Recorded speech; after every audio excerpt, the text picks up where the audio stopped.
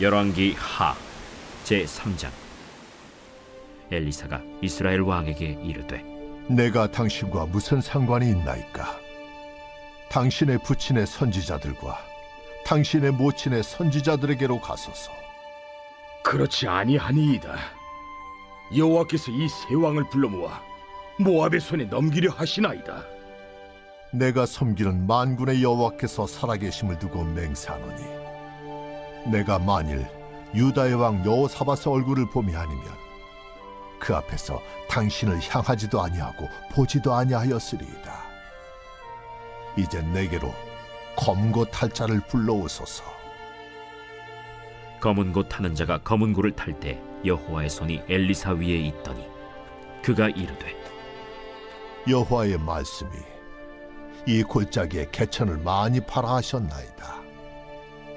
여호와께서 이르시기를, 너희가 바람도 보지 못하고 비도 보지 못하되 이 골짜기에 물이 가득하여 너희와 너희 가축과 짐승이 마시리라 하셨나이다. 이것은 여호와께서 보시기에 작은 일이라. 여호와께서 모압 사람도 당신의 손에 넘기시리니, 당신들이 모든 견고한 성읍과 모든 아름다운 성읍을 치고 모든 좋은 나무를 베고 모든 샘을 메우고 돌로 모든 좋은 밭을 헐리이다. 하더니 아침이 되어 소재 들을 때에 물이 에돔 쪽에서부터 흘러와 그 땅에 가득하였더라. 모압의 모든 사람은 왕들이 올라와서 자기를 치려 한다 함을 듣고 갑옷 입을 만한 자로부터 그 이상이 다 모여 그 경계에 서 있더라. 아침에 모압 사람이 일찍이 일어나서 해가 물에 비침으로 맞은편 물이 붉어 피와 같음을 보고 이르되, 이는 피라. 틀림없이 저 왕들이 싸워 서로 죽인 것이로다. 모압 사람들아, 이제 노력하러 가자. 하고 이스라엘 진에 이르니 이스라엘 사람이 일어나 모압 사람을 쳐서 그들 앞에서 도망하게 하고 그 지경에 들어가며 모압 사람을 치고 그 성읍들을 쳐서 헐고 각기 돌을 던져 모든 좋은 밭에 가득하게 하고 모든 샘을 메우고 모든 좋은 나무를 베고 길 하레셋의 돌들은 남기고 물매꾼이 두루 다니며 치니라.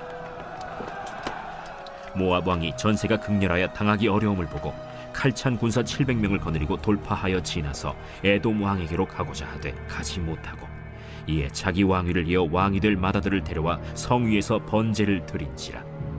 이스라엘에게 크게 경노함이 임하매 그들이 떠나 각기 고국으로 돌아갔더라.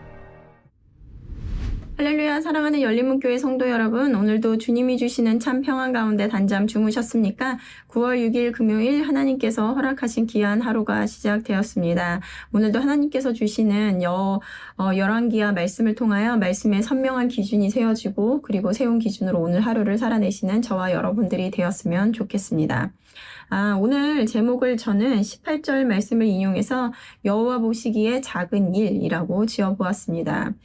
어제 말씀에서 보았듯이 북이스라엘의 아합왕이 죽자 조공을 바치던 모압 왕은 배반을 하고, 이에 분노한 여호람 왕은 남유다의 여호사밧 왕과 그리고 에돔 왕과 연합하여 모압 왕을 치러 가기로 합니다. 그러나 그러고 나서 7일 만에 물 부족으로 인하여 자신들의 계획이 더 이상 성공할 수 없게 되자 하나님의 사람인 엘리사를 찾아가는 것을 보았는데요. 오늘은 그들이 엘리사를 찾아와 도움을 구하고, 그리고 또 하나님께서 승리를 하게 하십니다.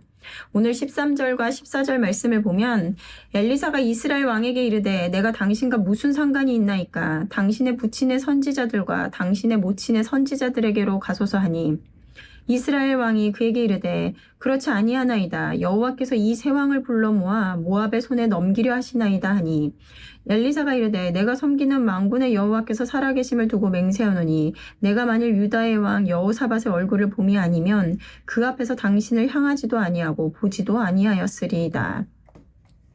엘리사를 찾아간 이들에게 왜 나를 찾아왔느냐? 너희들이 모시는 그 이방의 선지자들에게 가서 물으면 되지 않냐라고 이야기합니다. 그러자 여호람 왕이 말하기를, 하나님께 의뢰하지도 않고 자신들이 결정하고 선택하여 이러한 곤란한 상황에 처하게 되었으면서 엘리사에게 여호와께서 지금 우리 세 왕을 불러 모아 모압의 손에 넘기려 하신다라고 이야기하고 있습니다.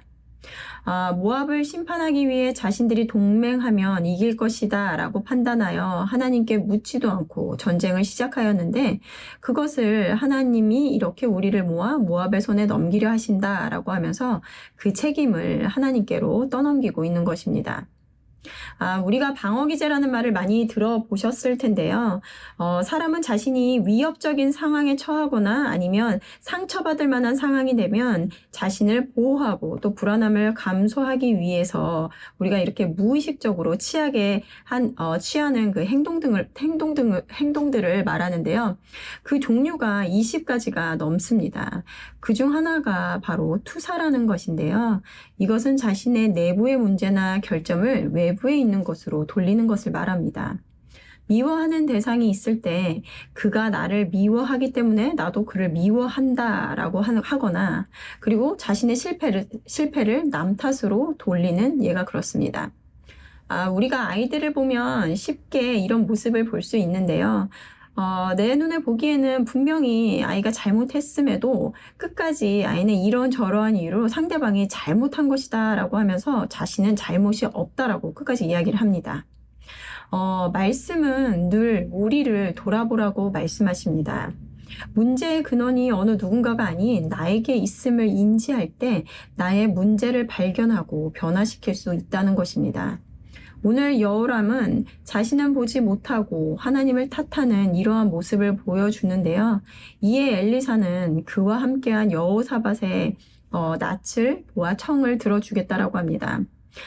여호사밧이 여러 어리석은 일을 행했음에도 불구하고 하나님께서는 그의 선한 일을 기억하시며 그의 청을 들어주십니다.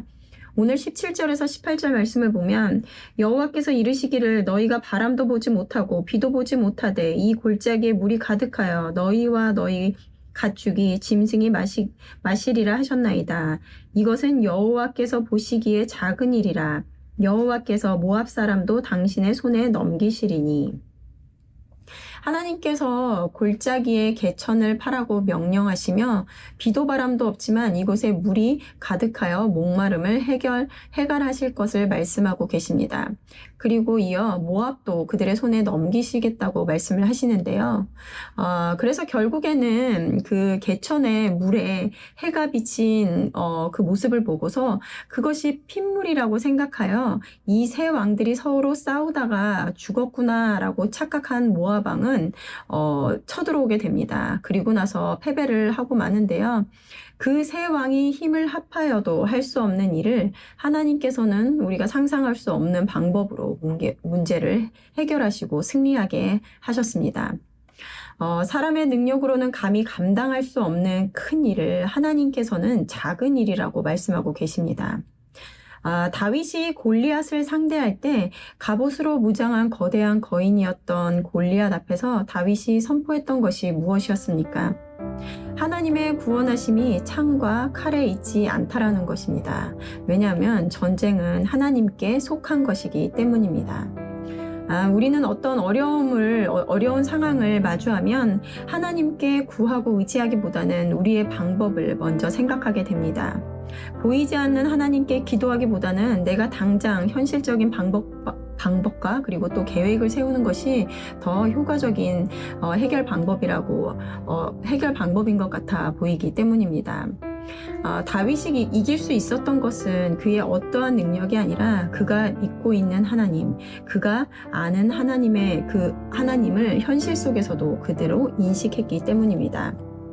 하나님은 성경 속에서만 그러한 특별한 능력을 행하시는 분이 아니십니다. 영원하신 하나님께서는 지금도 우리와 함께하고 계시며 하나님을 먼저 찾고 그리고 의뢰하는 자들에게 승리하게 해주실 줄로 믿습니다. 하나님에 대한 생각과 믿음이 오늘 나의 삶에서 열매로 드러나는 오늘 하루가 되셨으면 좋겠습니다. 함께 기도하시겠습니다. 사랑하는 하나님, 우리는 하나님은 전쟁에 능하신 분이시며 또 승리케 하시는 분이시라고 우리는 늘 고백을 합니다. 그럼에도 불구하고 우리가 마주하는 현실적인 거대한 벽에 부딪힐 때마다 하나님을 먼저 의뢰하기보다는 우리의 능력과 또 우리의 지혜를 구하는 것이 우리의 모습이지 않나 되돌아봅니다. 그러다가 우리의 힘으로 하다 여지없이 무너지면 그제서야 하나님을 찾고 하고 또 하나님을 원망하며 탓하는 것이 여호람 왕과 같은 모습이 우리의 모습이지는 않는지 이 시간 되돌아봅니다. 하나님, 우리가 믿는 하나님을 현실 속에서도 인지하게 하시고 먼저 무엇을 구하는 것이 먼저인지를 깨닫는 오늘이 될 수 있도록 인도하여 주시옵소서. 오늘도 말씀으로 가르치시고 깨우치시는 하나님께 감사드리며 예수님의 이름으로 기도드렸습니다. 아멘. 내일은 토요 새벽 예배가 있는 날입니다. 말씀과 기도의 자리로 나와 하루를 여시는 저와 여러분들이 되셨으면 좋겠습니다. 아침을 깨우는 말씀은 월요일 아침에 다시 찾아뵙도록 하겠습니다.